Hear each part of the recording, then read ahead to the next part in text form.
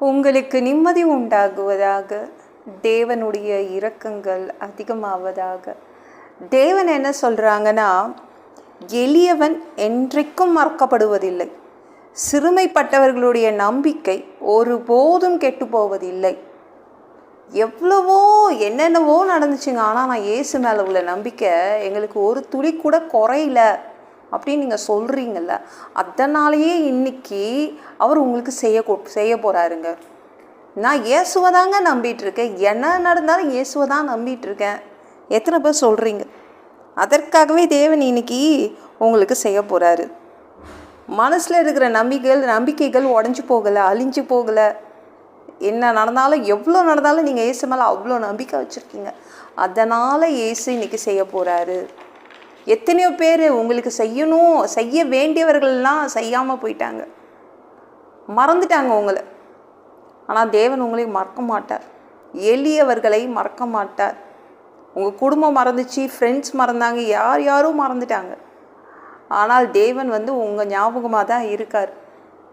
சரிங்களாங்க? அவர் செய்து தருவார். உங்களை மறக்கலை.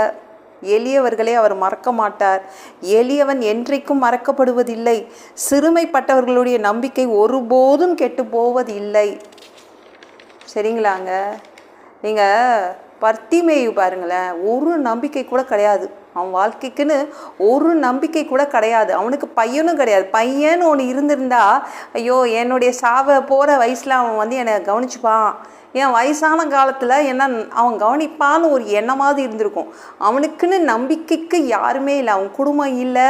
அவனை அந்த எரிகோ ரோட்டில் எந்த சொந்தக்காரங்களும் பார்க்க வரல.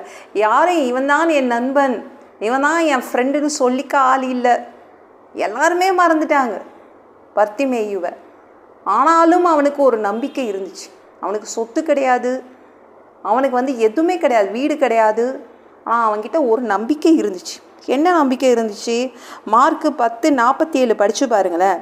அவன் நஸ்ரேயனாகிய இயேசு வருகிறார் என்று கேள்விப்பட்டு, இயேசுவே தாவீதின் குமாரனே எனக்கு இரங்கும் என்று கூப்பிடத் தொடங்கினான்.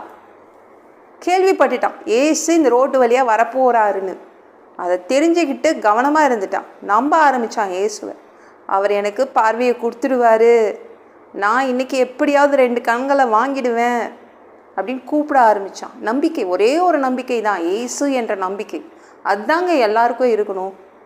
ஒரே ஒரு நம்பிக்கை தான் இந்த உலகத்தில் வாழ்கிற அத்தனை பேருக்கும் இருக்கணும். அது பர்த்திமேயுக்கிட்ட இருந்துச்சு, ஸ்ட்ராங்காக இருந்துச்சு. கூப்பிடும் போது இயேசு நின்று அவன் என்ன கேட்டானோ, 2 கண்கள் கேட்டால் 2 கண்கள் கொடுத்துட்டு போயிட்டார்.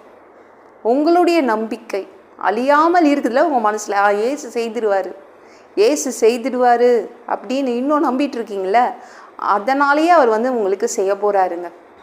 எளியவர்களை, சாதாரண நம்மளை மாதிரி ஆளுங்களை அவர் மறக்க மாட்டார். அவர் நம்மளுக்கு செய்து கொடுத்துடுவார். இந்த வீடியோ பிடிச்சிருந்துச்சுன்னா மற்றவங்களுக்கு ஷேர் பண்ண மறக்காதீங்க. கர்த்தர் தாமே உங்களை ஆசீர்வதிப்பாராக.